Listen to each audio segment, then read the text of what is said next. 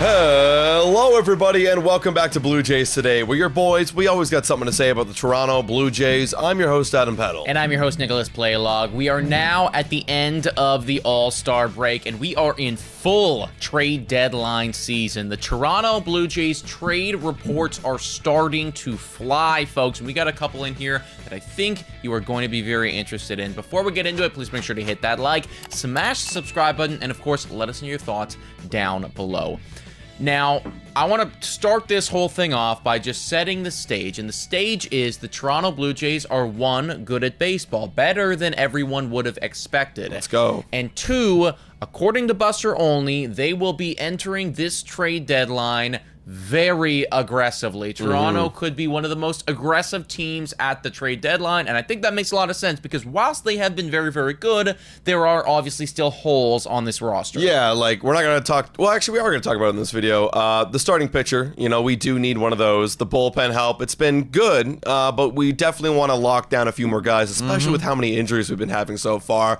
The offense, it's not a huge concern. If we had to miss out on one area, it would be the offense just because of how good they all have been clicking. But the big thing here is you got to go all in and get the starting pitching help to support how good that offense has been. Now, Only in here talks about how possibly the Blue Jays could be locked in on a bullpen help, and they could be very aggressive in that area, and that they might look at the Minnesota Twins and they might look at the Cleveland Guardians to go get that help. Now, some other executives out there have been saying that, you know, the Guardians don't really want to trade Emmanuel Clase or Cade Smith. Totally get that. You know, you want to keep your dudes, and they're going to be there for a while.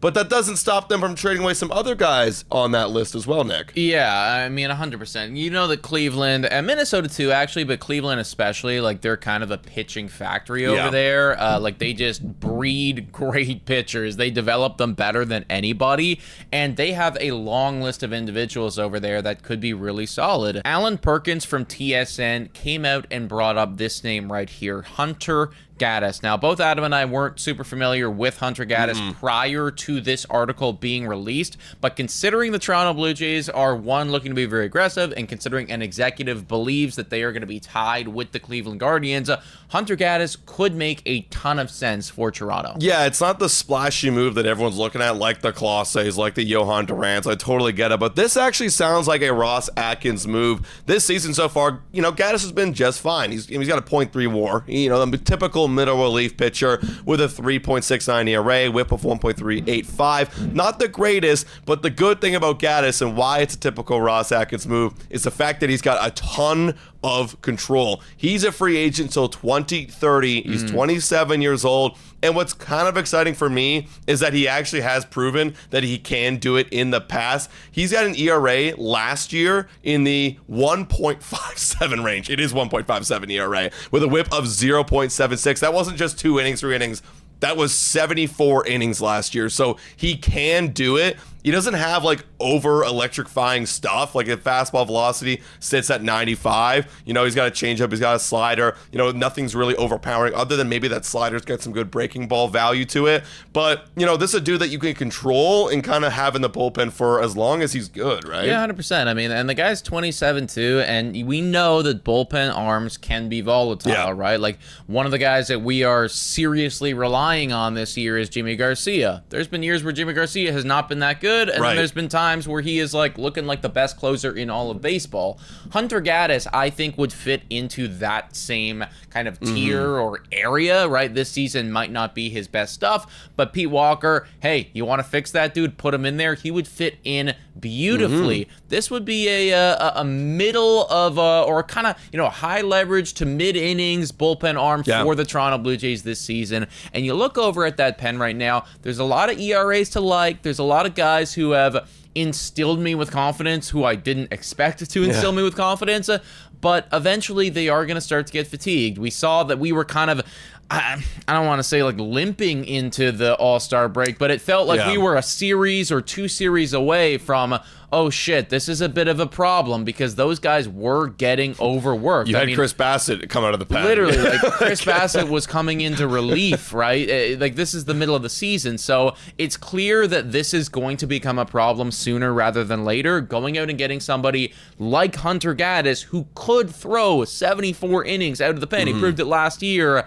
That that would be huge for us. Yeah, guys, let us know as well any other kind of relief pitchers that you want us to talk about on this podcast, because there's a ton out there like Hunter Gaddis, I bet, that have got control, that have pretty good upside. So let us know down there who we should talk about next. Hey guys, time for a quick shout out to the sponsor of this video. Hit your picks and knock it out of the park with Betway. Scan the QR code down below or click the link in the description to join the action. Available in Ontario only, must be 19 years older to participate, and guys, please bet responsibly. Now, back to the content. Moving over to the starting pitching side of things, there's one guy that actually happened during that Athletics series that really showed up, not on the Blue Jays, but on the Athletics, that was screaming. It felt like it when you were seeing his pitch velocities, screaming, please trade me, just in his performance, and that is Luis Severino. Now, it's not the only way he's screaming to say trade me. He actually is very disgruntled with the fact that he is playing in Sacramento. Even though you did sign there, I guess you didn't know how bad the conditions would actually be. He's been begging for a trade because of the no AC, because the clubhouse is over in left field and right field. Yeah. He's been wanting to get out of Sacramento, and apparently the Athletics can't wait to trade him either. This is according to Bob Nightingale.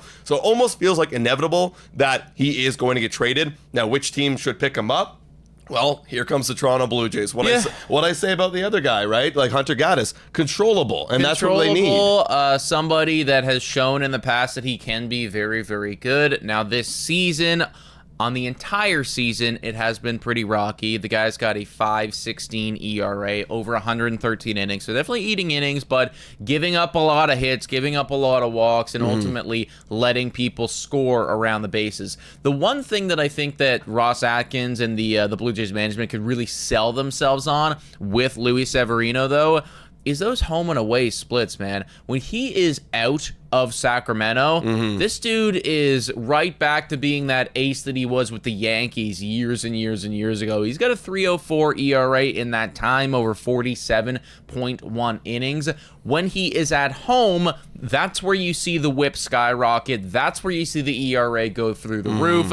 So, I mean, could you make the argument that the conditions are that bad and Sacramento is such a hitter-friendly ballpark? I think that there's something to be said there. I mean, if the guy is really uncomfortable pitching there, he's obviously not going to have his best stuff. We've seen that. I can't assure you that he's going to be a 3 ERA guy once he gets traded.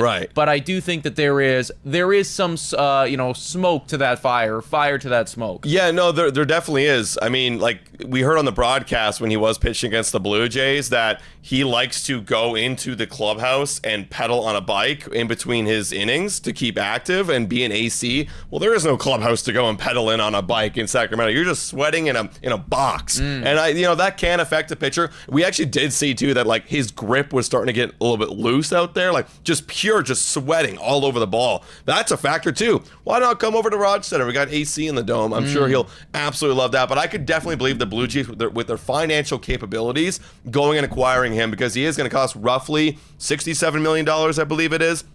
You can go and acquire that guy if need be. Well, and the great thing, too, I mean, is the Athletics, it's not like they have a ton of money right now. Right now, and Ross Atkins has come out and said that we can flex that financial muscle. That's actually that was a report that came out like a couple weeks ago. This is an individual who has a lot of money tied to him, who's not happy with where he is. The team is not happy with him because he's not happy with them, so they want to get rid of him, and he's not performing very well. All of these things lead me to believe that the Toronto Blue Jays could walk in there, offer up their 27th ranked prospect, say, we'll take the money, and that will get it done. And it looks like Luis Severino, to your point earlier, would want to be a Toronto Blue Jay. Now, this is pure speculation, but this is somebody that averages 95 miles per hour on his fastball, folks. 95 miles per hour, or 94.9 on his fastball. When he was playing against the Toronto Blue Jays, look at this shit, dude. The top 20 pitches, more than that. Top 22 pitches over 98 miles per hour. That's crazy, right? That's obviously not something that, he does on a daily typical basis over there. That to me screams, hey guys, here I am. This is what I have in the tank. I want out of here, and I want to be with you. Yeah, he's got familiarity playing in the AL East as well. He's played a lot of those teams, Baltimore, Boston, Tampa Bay, right? Obviously the Blue Jays, but he won't be anymore. He knows the Yankees. So I feel like this would be a comfort thing for him. And now that the Blue Jays, and he knows this, are going to be heavy buyers, it makes a lot of sense. For me, this wouldn't be the, ace kind of guy that would be starting game one. Who knows? Maybe he has an incredible second half and like those numbers really pop off, those away splits, and when he's in an actual major league facility, he actually does really well. But it's still not that number one dude, but there might not be those number one guys available at this deadline. I think acquiring this guy is going to help you for the future and will definitely help you now. Yeah, it's an insurance policy, you know, if Bassett leaves in free agency, which will probably happen. Obviously, we still got a ways to go there. But folks, let us know your thoughts about all this in the comments down below. Are these two individuals that you would like to see the Toronto Blue Jays go out and target and acquire? If you have any other names, please let us know down below. Yeah, guys, hit that like button, smash that subscribe button. $4 a month to become a YouTube member. Shout out, thank you to all of our current YouTube members. You guys are absolutely awesome. Thank you so much for watching, everybody. And as always, Go Jays, go!